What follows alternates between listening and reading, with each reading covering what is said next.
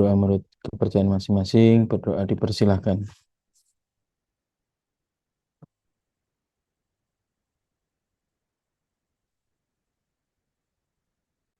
Amin. Baik, kita lanjutkan ya agenda perkuliahan kita di mata kuliah literasi digital dan kemanusiaan ya. Pekan ini kita memasuki pekan ke-6 ya. Artinya masih banyak ya agenda kita yang harus kita tuntaskan sebelum UTS gitu ya. UTS rencananya kita akan laksanakan di pekan ke-9 ya. Jadi nanti setelah apa topik keempat selesai begitu ya. Jadi hari ini kita menuntaskan topik 3 ya. Kemudian pekan depan ya kita masuk ke topik 4 ya, kelompok 7. Kemudian pekan ke-8 kita masuk ke topik 4 pengajian 2 begitu ya. Setelah itu nanti UTS-nya di pekan ke-9. Jadi tidak sesuai dengan edaran gitu ya. Itu silahkan teman-teman nanti dipersiapkan ya karena memang biar tuntas materinya sampai ke topik 4 begitu ya. Baik, karena hari ini adalah eh, pembahasan terkait topik ketiga di bahan kajian 2, maka hari ini saya buka kuis untuk topik 3 ya. Silahkan teman-teman bisa menyimak ya materi hari ini, kemudian nanti juga menyimak ya paparan dari kelompok 6. Selanjutnya silahkan aktif ya berdiskusi dalam forum diskusi agar mendapatkan poin tentunya begitu ya. Tentunya di sela-sela itu silahkan bisa mengerjakan kuis yang hari ini saya buka sampai pukul 15 begitu ya. Sampai pukul 15 hari ini tanggal 30 ya, akhir September ya.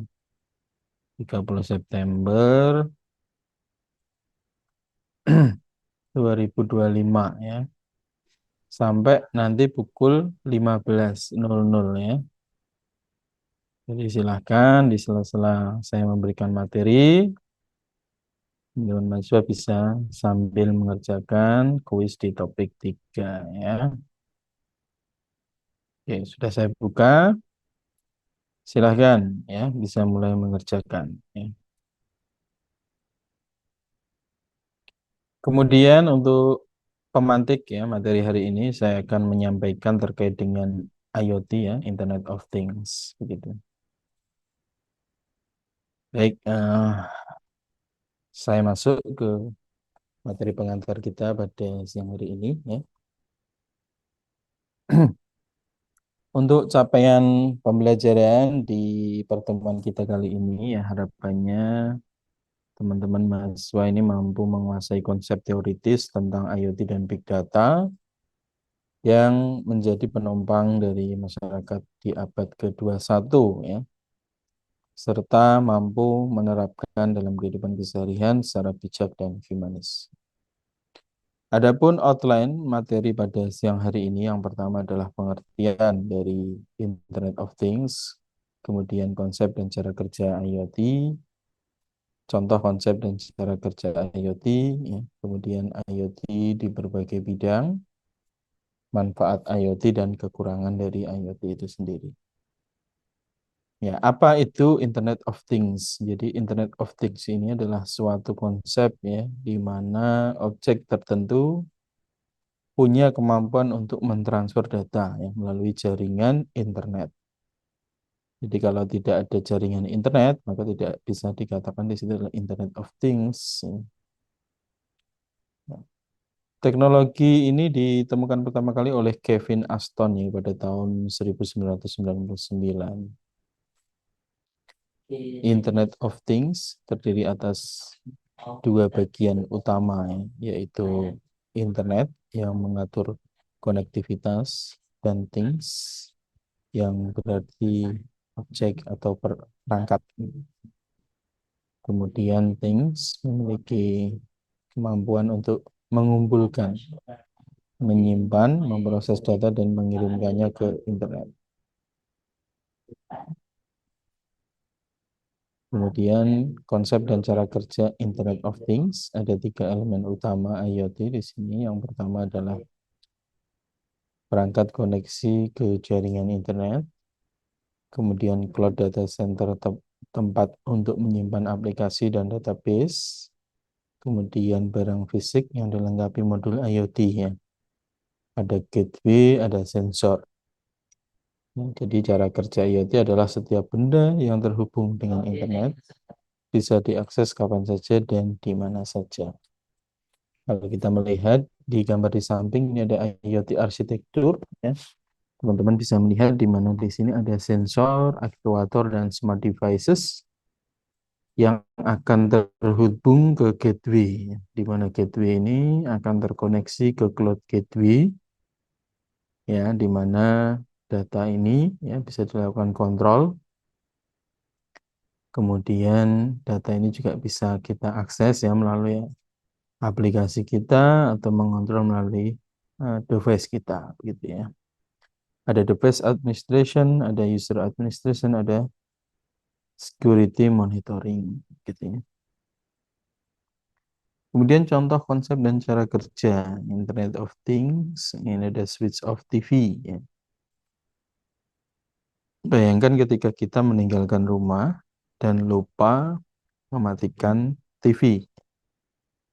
Nah, jadi kita bisa mematikan TV dari jarak jauh dengan hanya mengirimkan pesan ke rumah kita ya. Tiba-tiba ilustrasi ada di gambar itu ya, ketika kita berada di luar rumah di sebuah taman begitu ya, kemudian kita ingat kalau TV-nya belum dimatikan, cukup dengan handphone gadget kita bisa mematikan TV kita dari lokasi kita saat ini. Contoh konsep dan cara kerja lain dari Internet of Things, di sini ada CCTV ya. Misalkan terjadi kecelakaan ya, CCTV di jalan raya dapat mendeteksi ya adanya kecelakaan lalu lintas, lalu mengirimkan informasi pada sistem dan mengabarkan ke rumah sakit terdekat untuk mengirimkan ambulan pertolongan pertama pada kecelakaannya.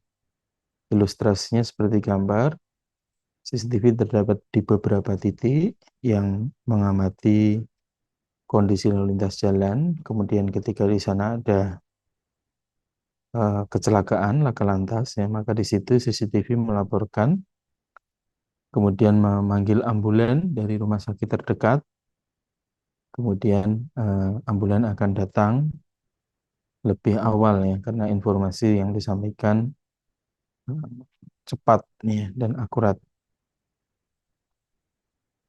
Kemudian contoh konsep dan cara kerja Internet of Things ya. Contohnya di sini ada colokan listrik pintar gitu ya, di mana colokan ini kita gunakan untuk eh, terhubung ke kipas angin, ke TV ataupun ke perangkat device di rumah kita, yang dimana nanti kita bisa mengontrolnya melalui handphone ya. Nah, ada ide project untuk Internet of Things yang adalah pembuatan colokan listrik ya. Colokan listrik yang dimiliki dikoneksikan dengan WiFi dan disambungkan dengan barang-barang elektronik ya, seperti lampu atau oven. Jadi nanti kita bisa menghidupkan atau mematikan sambungan listrik dengan sambungan internet ya, pada ponsel yang terkoneksi ke colokan listrik tersebut ya.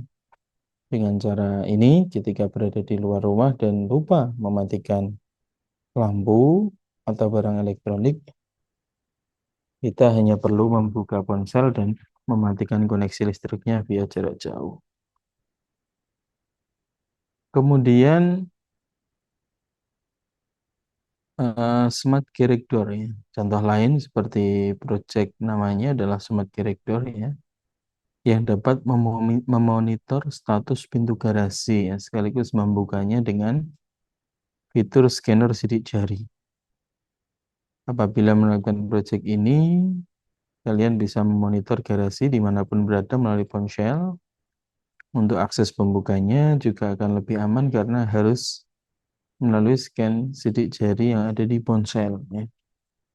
Cara ini akan menginformasikan pada kita ya, tidak tahu ketika ada akses paksa dari pihak-pihak yang berusaha masuk ke garasi kita.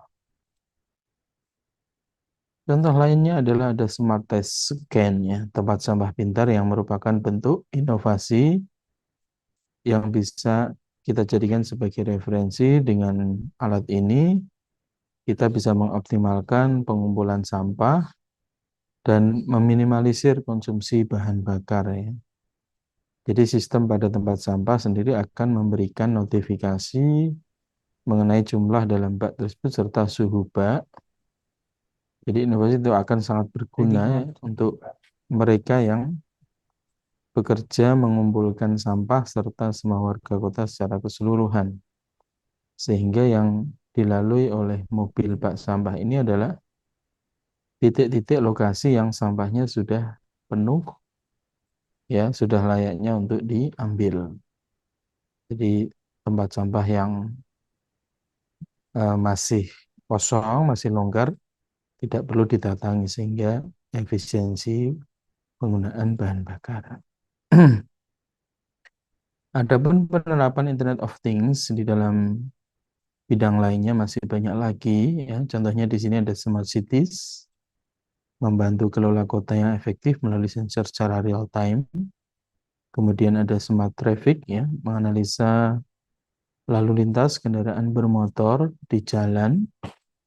Kemudian ada security and emergencies yang mendeteksi radiasi dan gas-gas yang bisa meledak. Kemudian home automation ya, memonitor penggunaan air, TV, pintu, jendela, dan penyiraman tanaman yang ada di rumah. Kemudian ada smart mall ya, mendeteksi kehadiran pengunjung suatu mall sehingga mampu memprediksi ya, atau untuk decision support system ya, apa kebijakan yang bisa dilakukan. Kemudian retail, memonitor pengiriman barang dan melihat tanggal kadaluarsa. Kemudian smart agriculture ya, mendeteksi kelembaban tanah, udara, suhu untuk pertanian ini juga bisa dilakukan ya. Kemudian di smart environment yaitu mendeteksi kebakaran hutan, polusi udara, deteksi dini gempa bumi dan atau tsunami ya. Kemudian apa saja ya manfaat dari Internet of Things? Yang pertama adalah pekerjaan yang kita lakukan lebih mudah, cepat dan lebih efisien. Kemudian kita dapat mendeteksi pengguna dimanapun berada. Contoh sederhana lainnya, kita tidak perlu mengecek bahan-bahan makanan yang ada di dalam kulkas, karena di kulkas sudah ada sensor atau modul IoT yang memberitahukan kita melalui SMS ke smartphone bahwa ada bahan makanan yang habis, sehingga ketika kita ingin belanja itu sesuai dengan kebutuhan atau stock of name yang ada di kulkas kita atau freezer kita gitu ya. Kemudian kekurangan dari Internet of Things sendiri adalah yang pertama dari sisi keamanan ya. Jadi IoT ini kan menciptakan ekosistem perangkat yang terhubung secara konstan yang berkomunikasi melalui jaringan. Jadi sistem ini menawarkan sedikit kontrol yang meski ada tindakan pengamanan. Jadi membuat pengguna berbagai jenis penyerangan ya, karena dia terkoneksi ke jaringan begitu ya. Kemudian secara privacy ya, kecanggihan IoT ini juga menyediakan data pribadi yang substansial secara ekstrim tanpa partisipasi aktif pengguna, sehingga misalkan kita bisa teramati ya, kebiasaan kita ya, mati lampu TV-nya akan hidup di jam-jam sekian, eh, lampunya akan hidup di jam-jam sekian gitu ya. Kebiasaan kita jadi terdeteksi ya, privasi kita tidak ada. Kemudian kompleksitas ya, beberapa menemukan sistem IoT rumit dalam hal desain, penyebaran dan pemeliharaan ya, mengingat penggunaan beberapa teknologi dan perangkat teknologi baru yang memungkinkan. Jadi mungkin banyak variasinya yang terus terbaru gitu ya. Kompleksitasnya tinggi jadi menuntut customer ini terus belajar.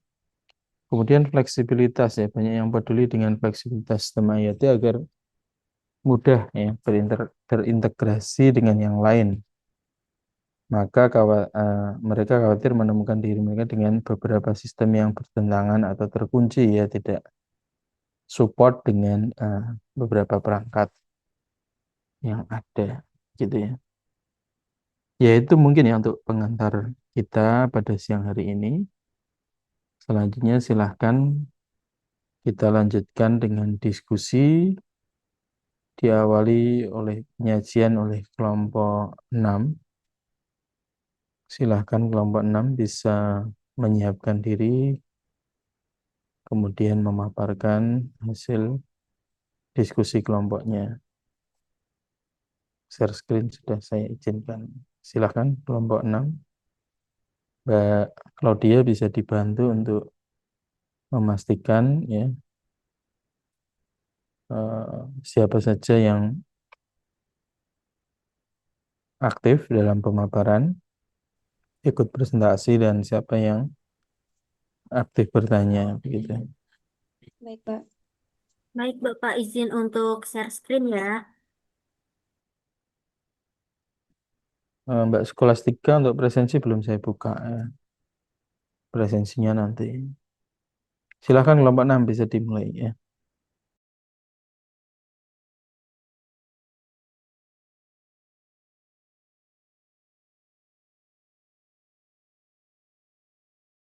Baik, apakah share screen-nya sudah terlihat, teman-teman?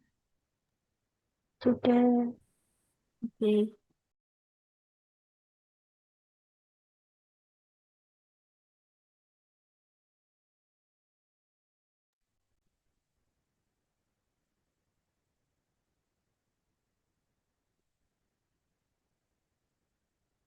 Assalamualaikum warahmatullahi wabarakatuh. Selamat siang Bapak Yahya Nur Ifriza serta teman-teman sekalian. Kami dari kelompok 6 akan memaparkan hasil diskusi mengenai pemanfaatan IoT dan Big Data. Sebelum masuki ke materi, perkenalkan anggota kelompok kami.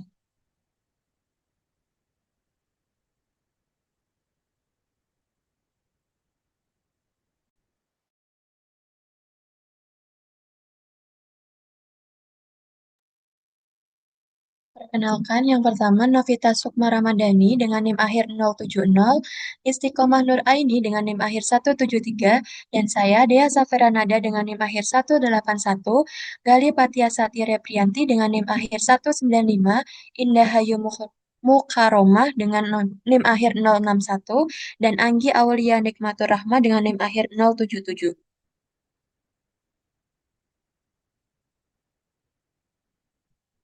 Materi yang pertama, pemanfaatan IoT dalam kehidupan sehari-hari. Yang pertama, rumah tangga atau smart home. Lampu otomatis yang bisa dikendalikan lewat smartphone, AC atau kipas pintar yang menyesuaikan suhu ruangan, kulkas pintar yang mendeteksi stok makanan, dan smart speaker atau Google Home Alexa untuk mengontrol perangkat dengan suara. Yang kedua, kesehatan atau smart health. Contohnya, smartwatch atau smart band untuk memantau detak jantung, langkah kalori, dan kualitas tidur, alat medis digital yang mengirim data ke dokter secara real-time, dan telemedicine dengan sensor IoT untuk konsultasi kesehatan jarak jauh. Selanjutnya ada transportasi atau smart transportation. Contohnya, GPS terhubung untuk navigasi dan pelacakan kendaraan. Kemudian smart parking yang menunjukkan lokasi parkir kosong, lampu lalu lintas pintar yang menyesuaikan kepadatan jalan, dan kendaraan listrik dan mobil otonom yang terhubung internet. Kemudian ada pendidikan atau smart education, contohnya itu absensi otomatis dengan RFID atau sensor IoT. Kemudian kelas pintar dengan papan interaktif dan sensor lingkungan, monitoring fasilitas sekolah, contohnya lampu, AC, proyektor. Kemudian ada platform pembelajaran daring terintegrasi IoT. Selanjutnya, pemanfaatan Big Data dalam kehidupan sehari-hari akan dipaparkan oleh teman saya. Selanjutnya ada pemanfaatan Big Data dalam kehidupan sehari-hari. Yang pertama ada rekomendasi belanja dan hiburan. Di sini Big Data dipakai oleh e-commerce dan layanan streaming untuk merekomendasikan produk atau film sesuai minat kita. Yang kedua ada aplikasi peta dan transportasi. Nah, data dari jutaan pengguna aplikasi yang dipakai itu untuk memprediksi kemacetan dan memberi rute tercepat di Google Maps atau Waze. Yang ketiga ada kesehatan dan wearable.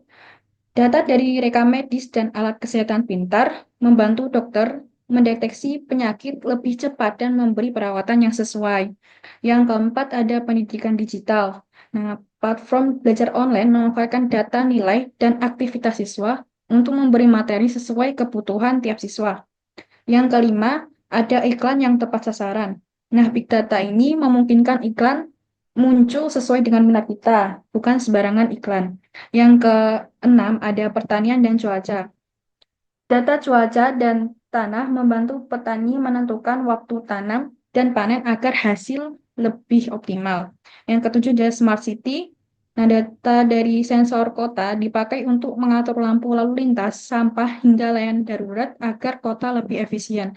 Dan yang terakhir ada logistik dan pengiriman. Di sini Big Data membantu perusahaan menentukan rute tercepat dan hemat biaya untuk mengirim barang. Next.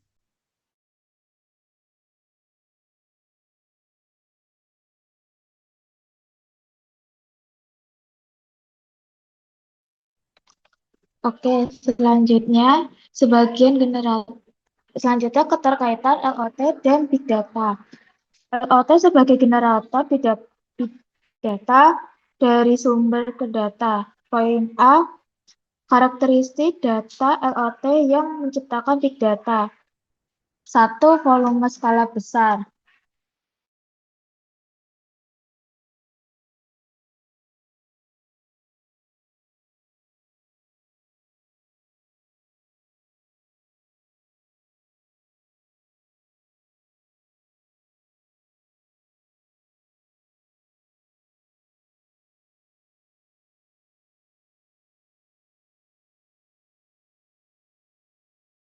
Bahkan exabyte.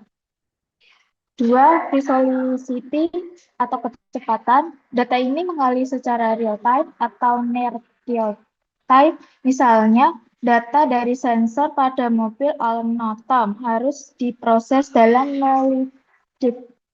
melidetik untuk menghindari kecelakaan. Yang ketiga, itu ada variety atau varietas. Data LOT sangat beragam, mulai dari data terstruktur, sederhana, suhu koordinat, GPS, hingga data tidak terstruktur yang kompleks, video dari CCTV, audio, gambar, dan gambar citra metris.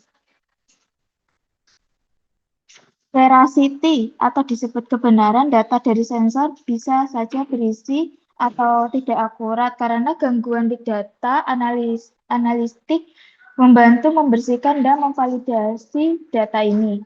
Yang terakhir poin 5 ada value atau nilai data mentah dari LOT sendiri tidak bernilai. Nilainya baru diciptakan setelah dianalisis. Contohnya itu kayak smartwatch mengirim detak jantung, langkah, dan pola tidur penggunaan setiap saat. Kedua, sensor di lahan pertanian mengirimkan data kelembapan tanah, suhu udara, dan pertumbuhan tanaman. Untuk step 2, Big Data analisis sebagai otak untuk LOT atau disebut dari data ke wawasan. Poin pertama A.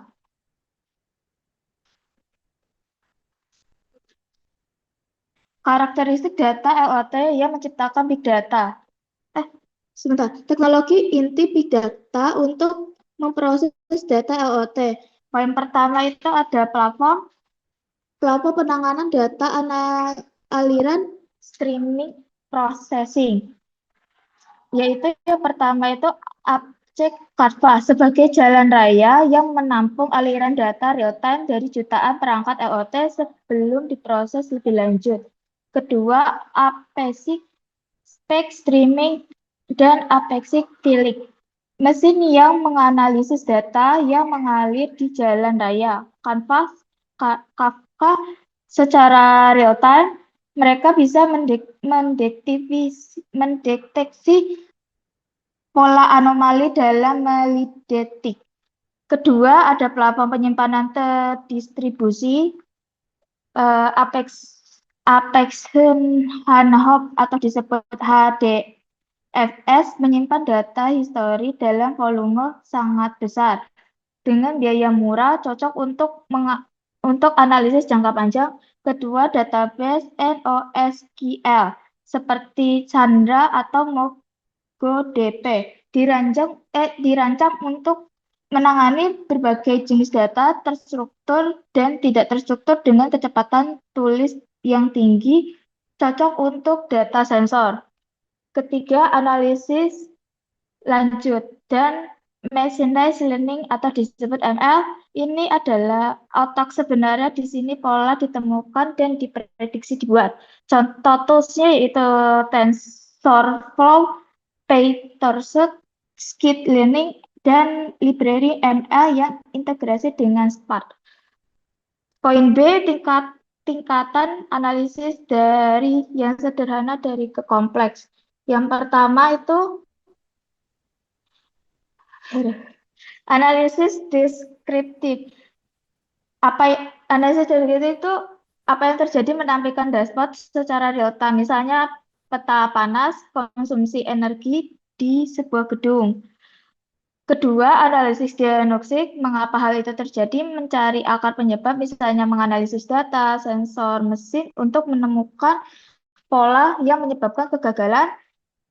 Poin ketiga, analisis prediktif, apa yang akan terjadi, menggunakan model mechanics learning untuk memprediksi masa depan. Contoh, memprediksi kapan sebuah mesin akan rusak, prediktif maintenance, atau memprediksi permintaan energi.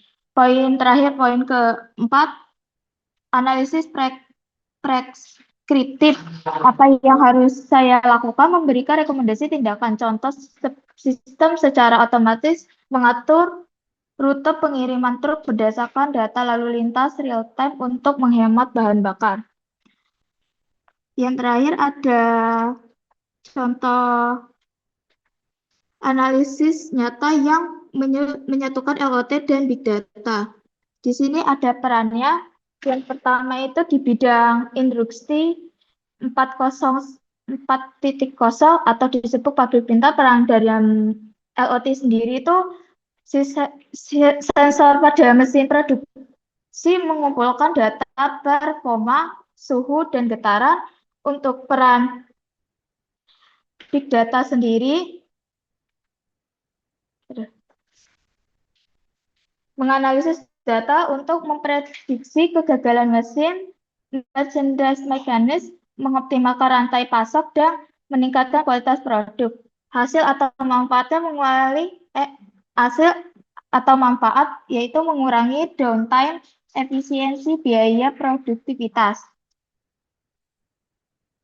Untuk poin kedua, kota pintar atau smart city, peran LOT-nya sensor lampu lalu lintas, kamera CCTV, sensor parkir, sensor kualitas udara. Peran Big Data analisisnya, menganalisis pola lalu lintas untuk mengatur sinyal lampu secara dinamis, menentukan pola kecelakaan, memandu pengemudi ke spot parkiran kosong. Hasil dan manfaat, mengurangi kemacetan, meningkatkan keamanan, dan kualitas hidup warga. Ketiga, kesehatan healthcare.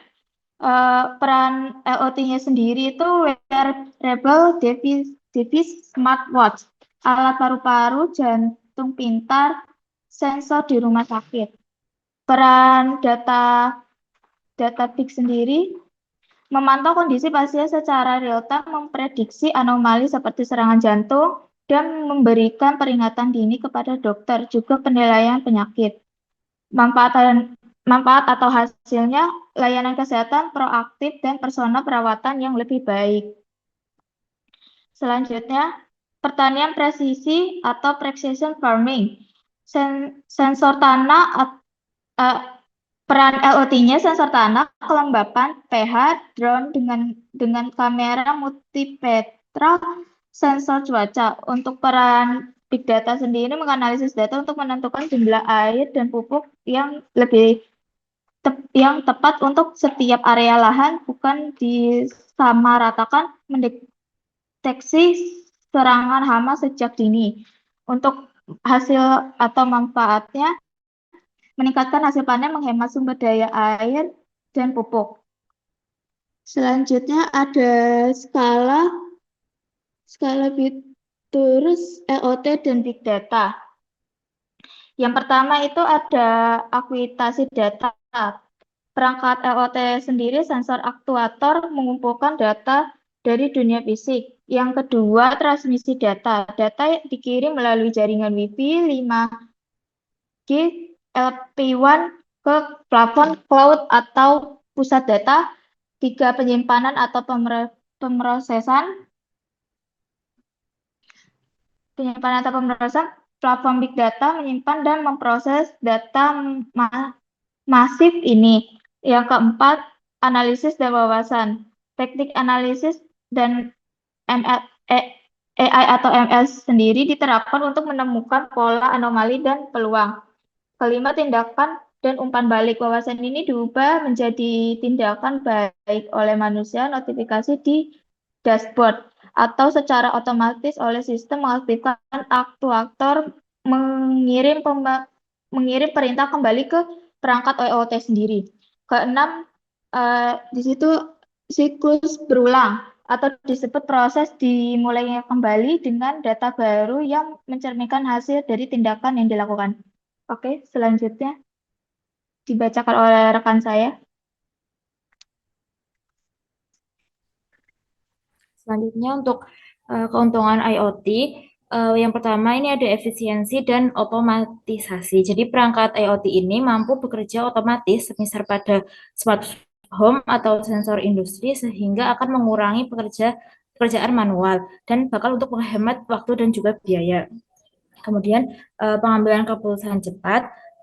Sensor IoT ini memberi data real time dan cepat. Nah, contohnya itu seperti pada alarm banjir otomatis dari sensor debit air atau monitoring kesehatan pasien di rumah sakit.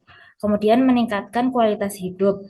Nah, IoT ini mendukung smart city seperti contohnya lampu jalan otomatis atau juga sistem transportasi yang pintar. Nah, seperti dan juga dalam kesehatan ini ada wearable device yang bisa memantau detak jantung dan aktivitas fisik. Kemudian efisiensi sumber daya, jadi seperti pada penerapan pertanian presisi atau smart farming yang menggunakan sensor kelembapan tanah untuk menghemat air dan pupuk. Seperti juga pada industri yang energi ini seperti smart meter untuk mengurangi pemborosan listrik. Next. Nah, selanjutnya untuk keuntungan yang big data. Nah, yang pertama ini wawasannya lebih mendalam atau insight. Nah, jadi big data ini membantu menemukan pola dan juga tren dari data yang besar. Nah, contohnya untuk analisis perilaku konsumen oleh e-commerce. Kemudian yang kedua ada prediksi dan perencanaan. Jadi data besar bisa dipakai untuk memprediksi kebutuhan pasar atau cuaca dan juga untuk mendeteksi potensi bencana.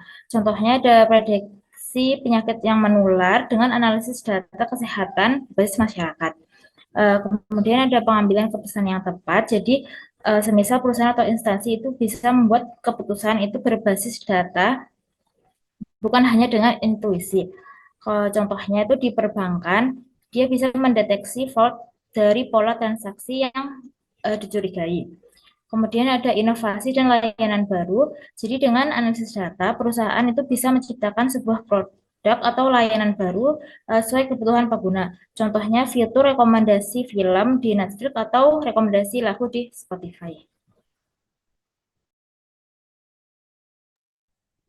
Selanjutnya ada tantangan dalam pemanfaatan IoT. Yang pertama ada keamanan privasi, seperti banyak perangkat IoT rawan direntas, lalu ada data pribadi penggunaan bisa disalahgunakan. Yang kedua ada standarisasi, seperti belum ada standar global untuk protokol komunikasi antar perangkat, sulit mengintegrasikan perangkat dari vendor berbeda. Lalu yang ketiga ada konektivitas seperti membutuhkan jaringan stabil dan cepat, contohnya 4G, Wi-Fi, dan lain-lain. Lalu daerah terpencil sering terkendala akses internet. Yang keempat ada skalabilitas, seperti semakin banyak perangkat, semakin kompleks pengelolaannya. Yang kelima ada biaya implementasi, itu seperti investasi awal perangkat dan infrastruktur relatif mahal. Lalu yang lalu yang selanjutnya ada tantangan dalam pemanfaatan big data. Yang pertama ada volume, velocity, dan variety. Eh, nah, yang volume, velocity, dan variety ini merupakan data yang sangat besar, cepat, dan beragam sulit dikelola. Lalu yang kedua ada kualitas data, di mana data mentah sering tidak terstruktur, tidak lengkap, atau tidak akurat. Lalu yang ketiga ada keamanan dan privasi data, di mana data itu sensitif, misalkan kesehatan atau finalisasi. Itu sangat rawan untuk data itu bocor. Lalu yang keempat, keterbatasan SDM. Seperti masih kurang tenaga ahli data scientist dan engineer. Yang kelima, ada infrastruktur dan biaya, seperti butuh server, penyimpanan cloud, dan komputasi yang mahal. Lalu yang terakhir ada etikasi dan regulisasi, di mana penggunaan data harus sesuai dengan hukum dan etika, misal GDPR. Baik, yang selanjutnya yaitu ada kesimpulan, di mana pemanfaatan IoT ini sudah sangat banyak dalam kehidupan kita, terutama pada kegiatan rumah tangga, seperti penggunaan pada smart lamp, Google Assistant, smartwatch, dan yang lainnya. Yang kedua ada pemanfaatan big data sudah terlampau banyak dalam kehidupan kita sehari-hari, seperti saat kita mencari rekomendasi tempat belanja maupun tempat liburan. Meskipun sangat bermanfaat bagi kehidupan, IoT dan big data tentunya memiliki tantangan yang perlu diselesaikan, seperti keamanan data pribadi, koneksi, kualitas data, keterbatasan SDM, dan masih banyak yang lainnya lagi.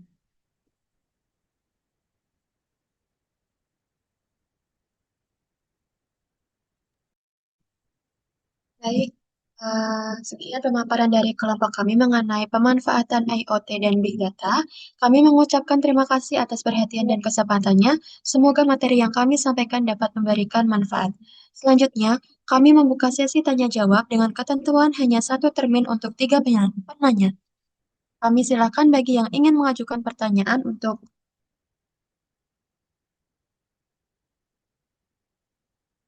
Baik, sudah ada tiga penanya. Yang pertama, Kak Claudia bisa disampaikan pertanyaannya. Baik, Assalamualaikum warahmatullahi wabarakatuh. Selamat siang untuk kita semua. Izin memperkenalkan diri, nama saya Christina Claudia Bata dengan 3 digit NIM terakhir 049 dari Prodi Statistika dan Sains Data. Saya ingin bertanya kepada kelompok 6 tentang keterkaitan antara IoT dan Big Data. Misalnya kan, kita bayangkan di Smart City, di mana setiap lampu jalan, kamera CCTV, kendaraan umum, bahkan tempat sampah dilengkapi dengan sensor IoT ini sendiri. Semua perangkat itu terus-menerus mengirimkan data dalam jumlah masif ke sistem big data untuk dianalisis. Dari situ, pemerintah kota bisa tahu pola lalu lintas, tingkat polusi, bahkan kapan sampah itu harus diangkut. Namun, di balik kecanggihan sistem ini, muncul banyak pertanyaan, yaitu apakah data itu selalu benar, siapa yang mengendalikan analitiknya, apakah masyarakat hanya menjadi pemberi data tanpa pernah tahu hasilnya gitu. Yang menjadi pertanyaan saya di sini adalah, apakah benar semua data yang dihasilkan oleh IoT selalu bermanfaat? ataukah justru sebagian besar hanya noise yang membebani sistem big data tersebut?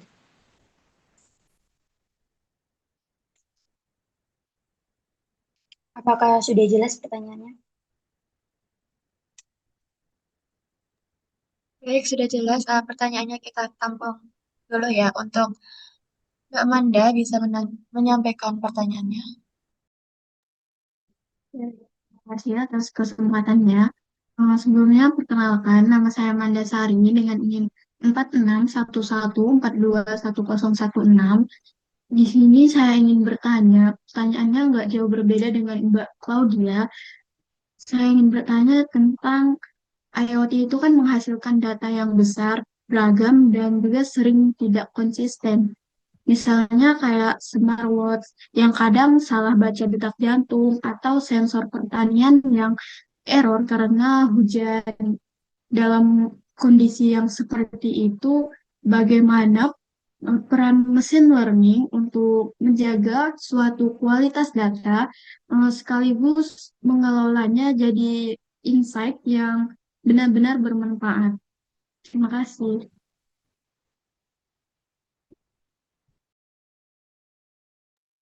Baik, pertanyaannya kami tampung dulu untuk Kak Mutia Rizkiani bisa menyampaikan pertanyaannya.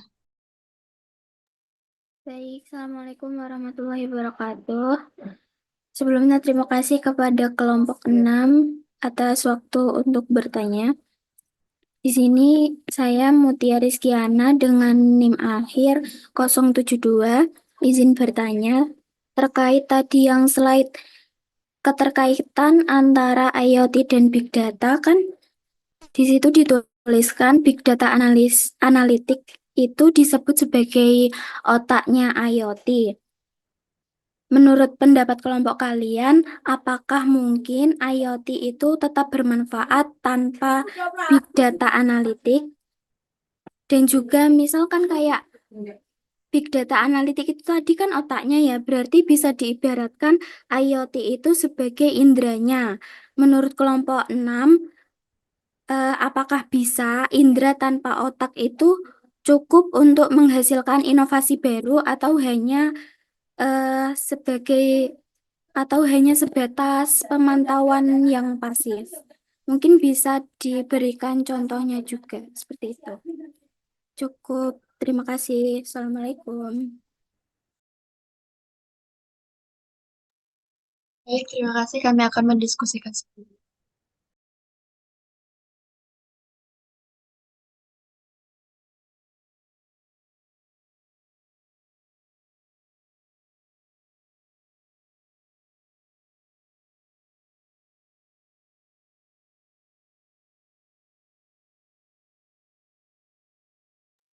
Baik, saya akan menjawab pertanyaan dari Kak Claudia.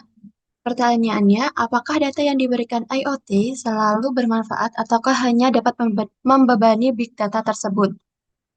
Menurut dari kelompok kami, data IoT sangat bermanfaat bila diolah dengan benar, dengan melalui pemilihan, pembersihan, dan analisis. Namun, jika hanya dikumpulkan tanpa strategi, ia bisa menjadi beban dalam big data. Jadi, yang menentukan manfaat atau bebannya adalah bagaimana data IoT dikelola. Uh, Contohnya, sebuah rumah sakit menggunakan IoT berupa gelang kesehatan atau smart band yang dipakai pasien. Gelang ini merekam data detak jantung, tekanan darah, kadar oksigen, dan aktivitas fisik pasien setiap detik. Nah, tersebut bisa bermanfaat jika data real-time ini langsung terkirim ke sistem rumah sakit. Jika ada tanda bahaya, misalnya detak jantung turun drastis, dokter bisa segera mendapat notifikasi dan menolong pasien lebih cepat.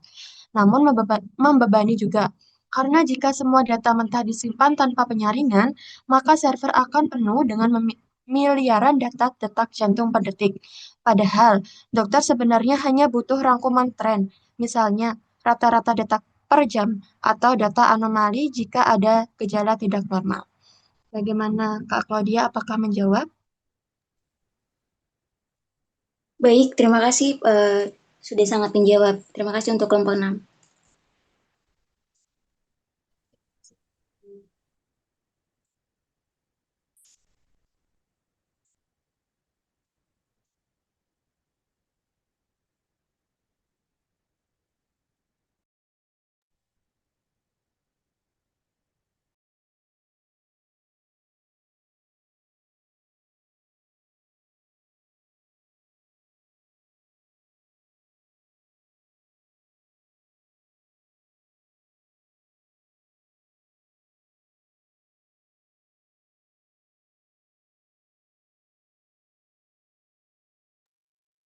Baik, di sini saya izin menjawab pertanyaan dari Kak Mutia.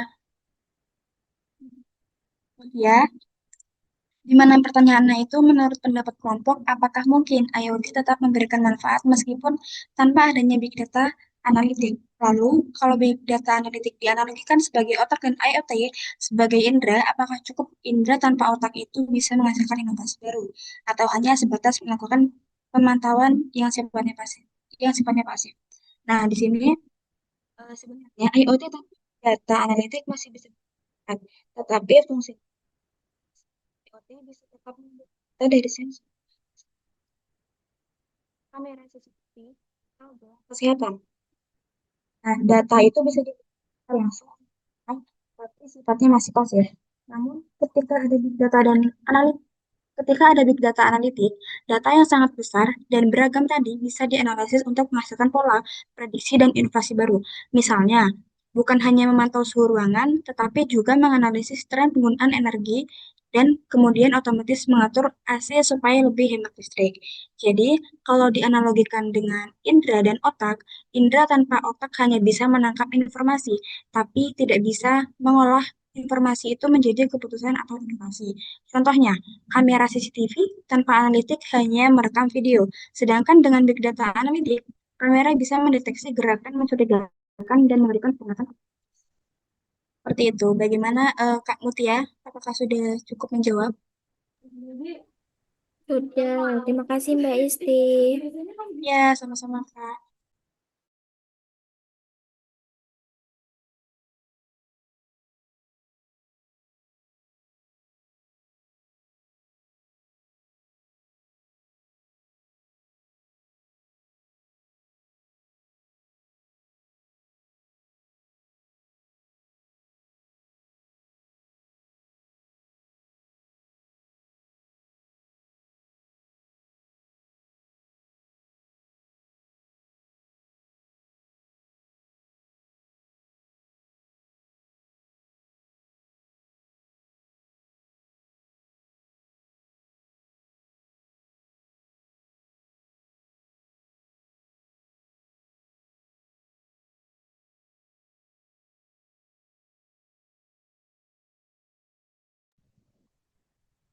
Saya izin menjawab dari pertanyaan Mbak Mandasari ya. Pertanyaan kan, IoT menghasilkan data yang besar, beragam, dan tidak konsisten. Nah, bagaimana mesin menjaga kualitas data sekaligus menjadi insight yang bermanfaat? Nah, jadi kan di sini tantangan utamanya itu data kualitasnya tuh rendah ya. Nah, misal tuh ada data yang hilang, duplikat, atau tidak sesuai dengan formatnya.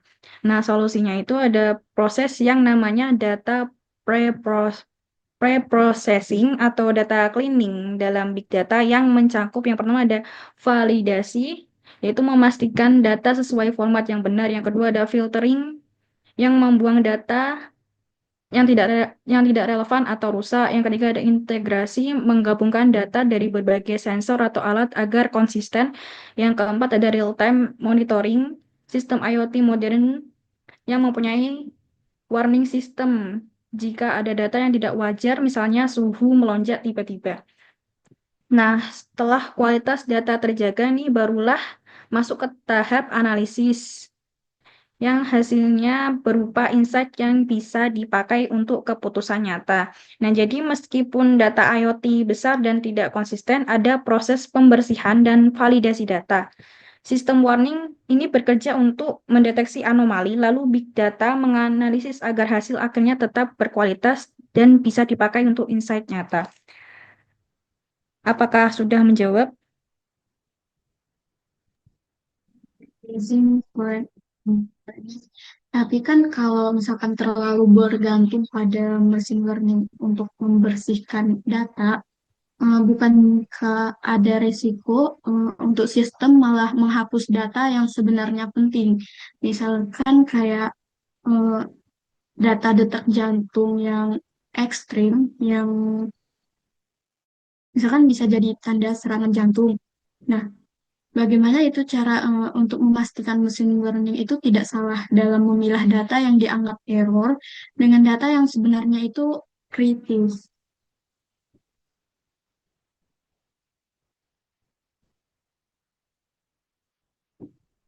kasih.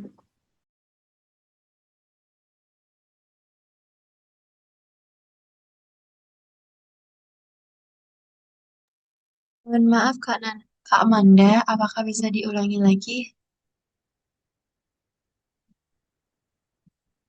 Karena kita terganggu oleh sinyal. Iya. Tadi kan Mbaknya nyebut kan, tadi kan Mbaknya jawab kayak ada eh, proses dalam membersihkan data. Nah, tapi kan kalau misalkan kita terlalu bergantung pada mesin learning itu untuk membersihkan data, bukankah ada resiko sistem malah menghapus data-data yang sebenarnya penting? Nah, jadi bagaimana cara memastikan machine learning itu tidak salah dalam memilah data yang dianggap error dengan data yang sebenarnya itu kritis? Terima kasih.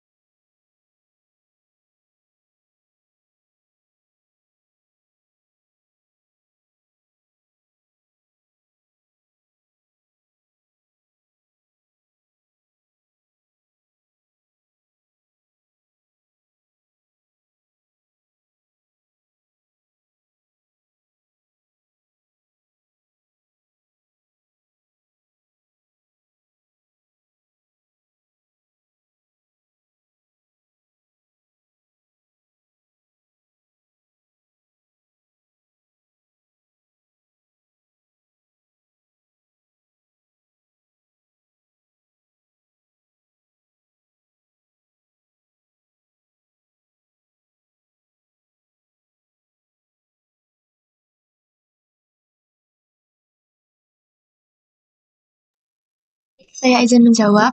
Nah, untuk memastikan machine learning tidak salah membaca data kritis, misalnya data kesehatan, data keuangan, atau sensor keselamatan, biasanya dilakukan beberapa langkah nih, Mbak Manda. Yang pertama, data validation atau validasi data awal. Setiap data yang masuk dicetak format, rentang nilai, dan konsistensinya. Misalnya nih, detak jantung manusia normalnya 40 sampai 200 ppm. Kalau sensor memberi angka 5.000, sistem akan otomatis menandainya sebagai error. Yang kedua, redundansi data atau sumber ganda. Data penting sering diambil dari lebih dari satu sensor. Kalau satu sensor error, data dari sensor lain bisa jadi pembanding. Contohnya nih, pesawat memakai banyak sensor untuk satu parameter agar lebih aman. Yang ketiga itu ada anomali detection atau deteksi anomali. Machine learning itu dilatih untuk mengenali pola normal. Kalau tiba-tiba muncul data yang jauh berbeda, sistem akan memberi warning dan tidak langsung memutuskan. Yang keempat, ada real-time monitoring dan feedback. Sistem kritis selalu diawasi secara real-time. Kalau ada data aneh, mesin bisa otomatis meminta data ulang atau mengabaikan data error. Yang kelima, human in the loop. Biasanya untuk data yang benar-benar kritis, misalnya diagnosa medis, keputusan akhir tidak hanya dari mesin, tapi tetap diverifikasi oleh manusia ahli. Jadi kesimpulan untuk Machine learning bisa meminimalkan error dengan validasi data, membandingkan banyak sensor, serta mendeteksi anomali. Untuk data yang benar-benar kritis, biasanya tetap ada campur tangan manusia agar keputusan lebih aman. Apakah menjawab Mbak Manda?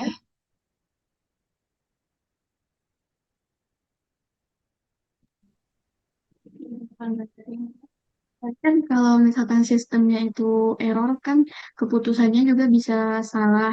Nah, jadi kayak apakah kita itu tidak terlalu bergantung pada teknologi dan melupakan validasi manual oleh manusia?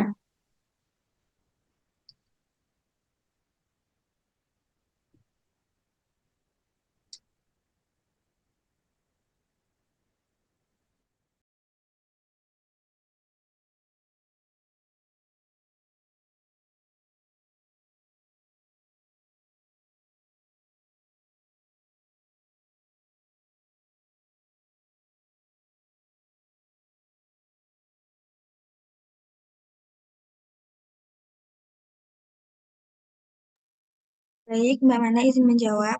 Tadi kan sudah ada campur tangan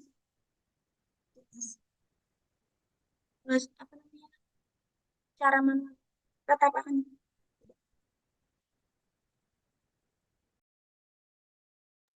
bagaimana?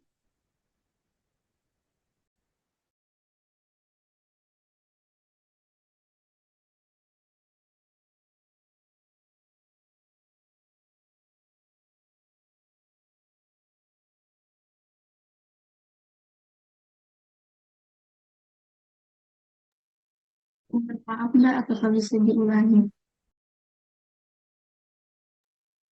Baik, tadi kan sudah dijelaskan bahwa eh, saat error itu manusia akan tetap ada.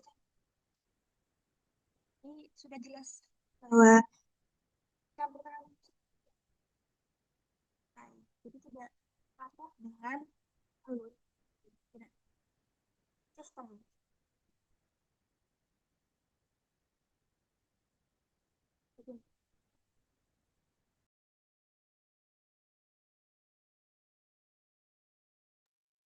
Oke, baik, terima kasih. Terima kasih Mbak Manda.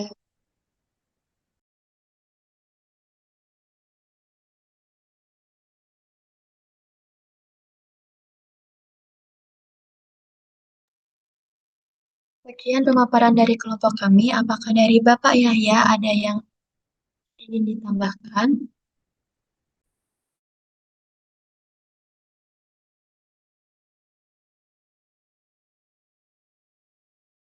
Ya, baik. Terima kasih kelompok 6 atas kontribusinya dalam paparan kali ini. Silakan disiapkan untuk pekan depan ya, kelompok 7 begitu ya. Jangan lupa saya ingatkan masih ada waktu sekitar 1 jam untuk mengerjakan kuis topik 3. Selanjutnya kita laksanakan presensi ya. Silahkan disiapkan untuk presensinya. Saya akan coba buat apa?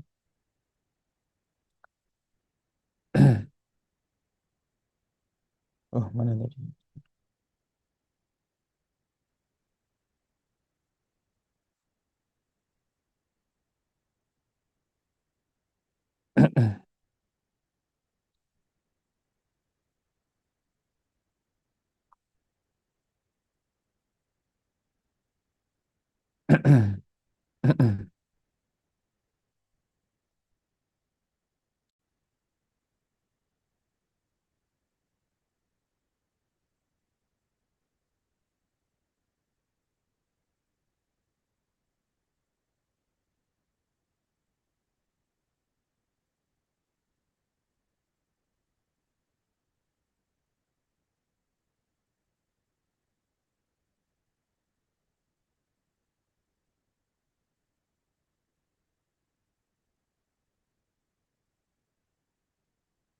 Empat belas, 6, 17, sampai 14.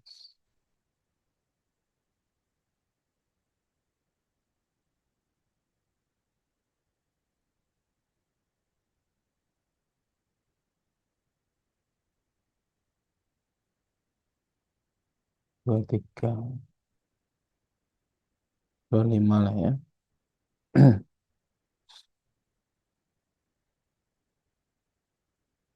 Untuk kodenya silakan dicatat.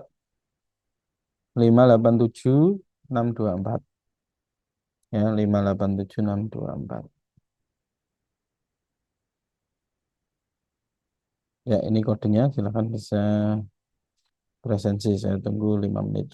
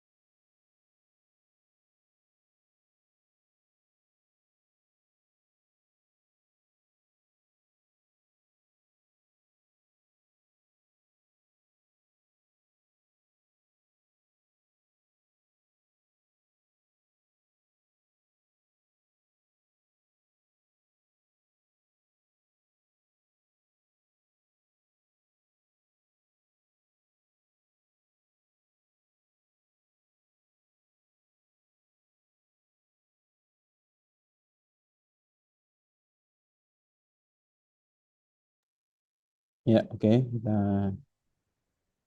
cek ya.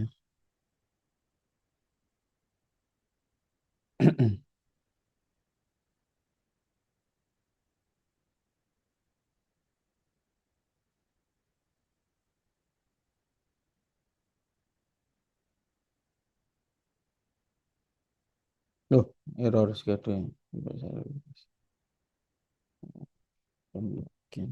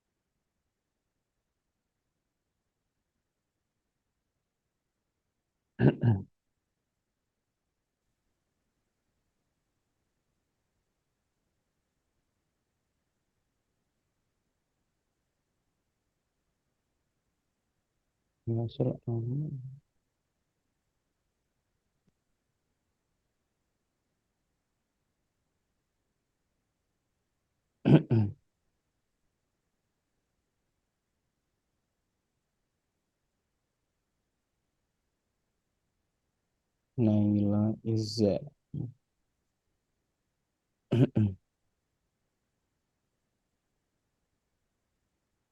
AKP.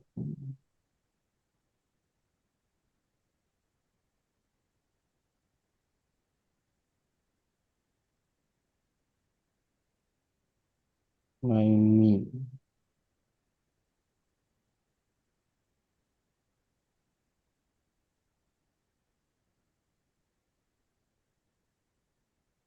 Nugraha.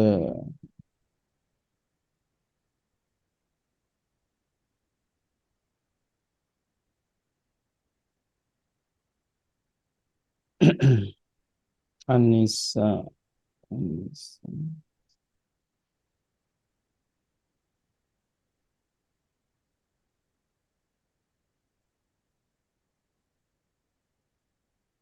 Milka.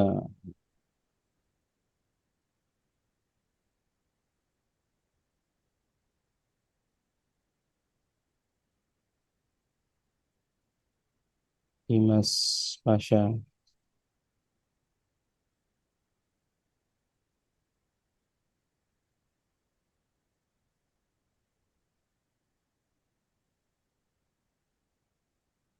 Syifa.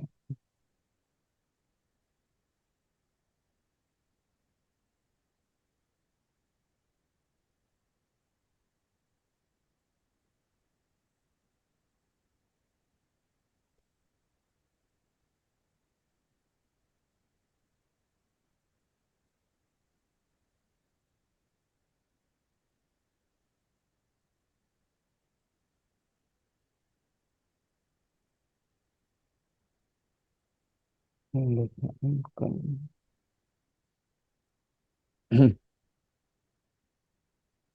Ya, Mbak Claudia, nanti dibantu verif ulang hari ini ya. Demikian Baik, Pak. teman-teman mahasiswa, kegiatan pertemuan kita pada hari ini. Sekali lagi saya ingatkan untuk kuis topik 3, jangan lupa dituntaskan bagi yang belum. Pertemuan hari ini saya akhiri. Terima kasih atas perhatiannya. Sekian. Wassalamualaikum warahmatullahi wabarakatuh. Selamat siang, selamat melanjutkan aktivitas. Waalaikumsalam Assalamualaikum warahmatullahi wabarakatuh. Terima kasih, Pak. Ya, sama-sama. Terima kasih, Pak.